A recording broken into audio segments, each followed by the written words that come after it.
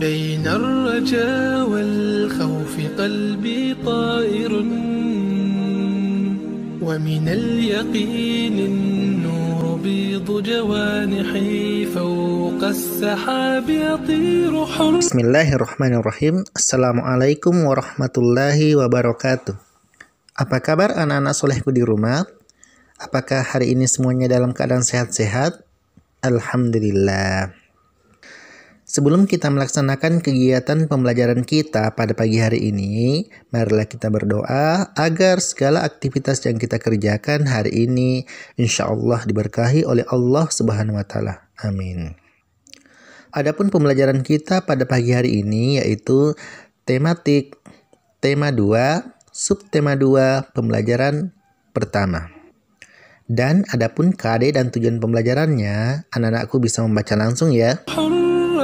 مدركا نسمو كماله للكون وجه آخر نحيا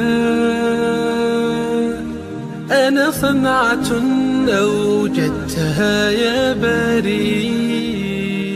Nah, itulah tadi pemaparan KD dan tujuan pembelajaran. Untuk lebih lanjut, anak-anakku silakan simak video berikut ya. Bismillahirrahmanirrahim. Anak-anak solehku, pada pelajaran pertama ini kita akan membahas tentang muatan bahasa Indonesia. Kita dapat menuliskan kembali informasi penting yang terdapat dalam suatu teks. Hal tersebut dapat memudahkan kalian untuk mengingat informasi yang sudah kalian temukan dalam suatu teks. Akan tetapi, kita perlu menuliskan kembali informasi penting, informasi tersebut ke dalam kalimat efektif. Menuliskan informasi penting suatu teks menggunakan kalimat efektif. Kalimat efektif merupakan kalimat yang memiliki susunan kaidah bahasa Indonesia yang tercantum dalam PUEB atau Pedoman Umum Ejaan Bahasa Indonesia dan menggunakan kata yang sesuai. Kalimat efektif memiliki susunan yang berurutan, yaitu mempunyai subjek, predikat, objek, dan keterangan. Adapun ciri-ciri kalimat efektif yaitu yang pertama, memiliki unsur penting atau pokok minimal unsur subjek dan predikat. Yang kedua, menggunakan struktur bahasa yang tepat. Dan yang ketiga, memenuhi kaidah ejaan yang berlaku. Kemudian terakhir, menggunakan pilihan kata atau diksi yang tepat dan sesuai. Adapun contoh kalimat efektif yang pertama, petani menanam padi di sawah.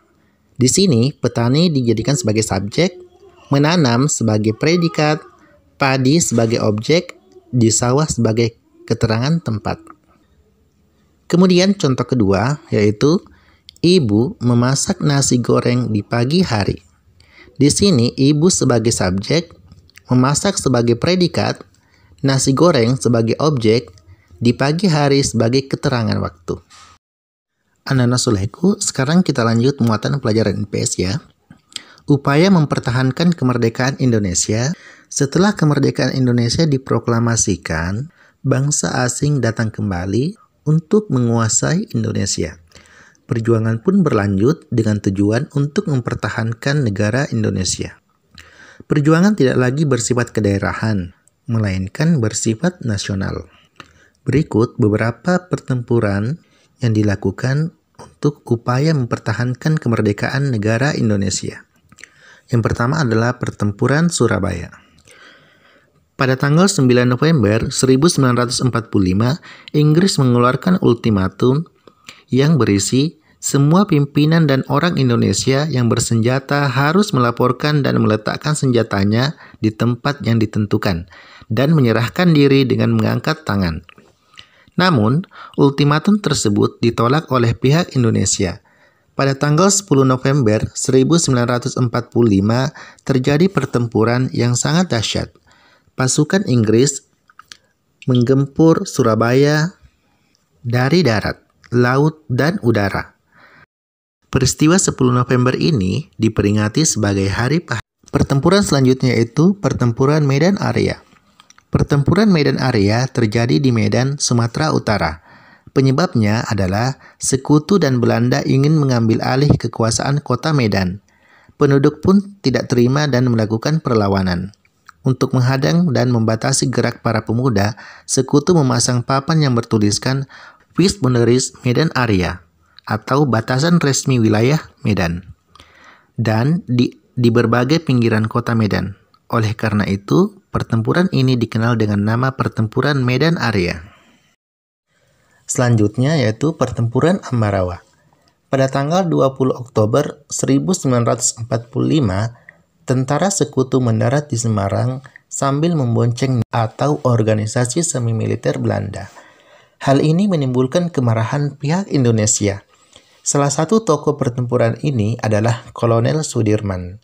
Beliau menerapkan taktik serangan mendadak di semua sektor dan pengepungan rangkap dari kedua sisi, sehingga musuh terkurung. Pada tanggal 15 Desember 1945, pertempuran berakhir. Indonesia berhasil merebut Ambarawa dan mengusir sekutu dari Ambarawa. Untuk mengenang pertempuran tersebut, didirikan monumen Palagan Ambarawa. Dan yang terakhir adalah Bandung Lautan Api. Pasukan Inggris tiba di Bandung serta membawa Nica. Akibatnya, pertempuran tak terhindarkan. Beberapa kali TKR atau Tentara Keamanan Rakyat dan rakyat melancarkan serangan ke markas sekutu. Sekutu menyampaikan ultimatum kepada Gubernur Jawa Barat agar kota Bandung segera dikosongkan dari penduduk dan tentaranya. Ultimatum sekutu tersebut mendorong TRI atau Tentara Republik Indonesia melakukan operasi Bumi Hangus. Peristiwa ini kemudian lebih dikenal dengan peristiwa Bandung Lautan Api karena pada tanggal 23 Maret 1946 para pejuang Indonesia membumi hanguskan Bandung bagian selatan untuk mencegah tentara sekutu dan Nica menggunakan semua fasilitas sebagai markas mereka. Kita masuk muatan pelajaran IPA.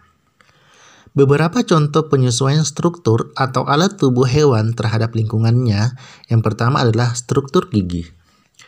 Gigi hewan pemakan daging atau karnivora tersusun atas gigi taring yang sangat tajam. Contohnya harimau, buaya, dan ikan hiu.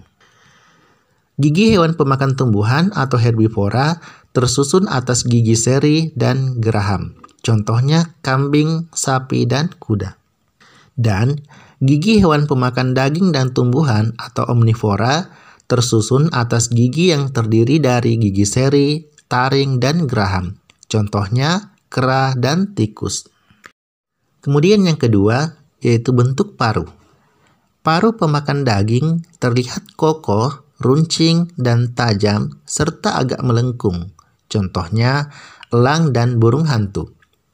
Selanjutnya, paruh pemakan madu atau nektar berbentuk kecil dan memanjang. Contohnya pada burung kolibri. Kemudian, paruh pemakan ikan berbentuk panjang dan berkantong. Contohnya burung pelikan. Selanjutnya, paruh pemakan biji berbentuk pendek, tebal, dan runcing. Contohnya burung pipit dan kenari. Kemudian, paruh pemakan serangga berbentuk runcing dan agak panjang. Contohnya burung pelatuk. Dan paruh pemakan cacing berbentuk lebar dan memiliki struktur seperti sisir di bagian pangkalnya. Contohnya bebek dan angsa. Kemudian yang ketiga, bentuk kaki. Bentuk kaki pemakan daging berbentuk kokoh dan kukunya tajam, berfungsi untuk mencengkram mangsa dan merobek makanan. Kemudian, bentuk kaki pengais memiliki cakar 3 jari menghadap ke depan dan 1 jari menghadap ke belakang. Berfungsi mengais atau menggali tanah untuk mencari makan. Selanjutnya, bentuk kaki pemakan ikan memiliki kaki yang berselaput, berfungsi untuk berenang atau berjalan di lingkungan yang berlumpur. Dan yang terakhir yaitu bentuk kaki pemakan serangga. Memiliki 2 jari kaki menghadap ke depan dan 2 jari lainnya menghadap ke belakang. Dengan kuku yang tajam berfungsi untuk memanjat pohon mencari serangga. Kemudian yang terakhir yaitu yang keempat, bentuk mulut. Variasi bentuk mulut umumnya terdapat pada serangga. Berdasarkan jenis makanannya, jenis mulut serangga dibedakan menjadi 4, yaitu mulut penghisap terdapat pada kupu-kupu, mulut penusuk dan penghisap terdapat pada nyamuk, mulut pencila terdapat pada lalat dan lebah, dan mulut penggigit terdapat pada belalang dan semut.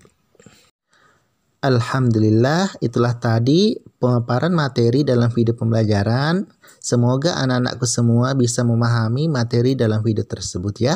Dan saya tutup dengan ucapan doa kafaratul majelis. Subhanaka Allahumma bihamdik, asyhadu an la ilaha illa anta, astaghfiruka wa atubu ilaik. Wassalamualaikum warahmatullahi wabarakatuh.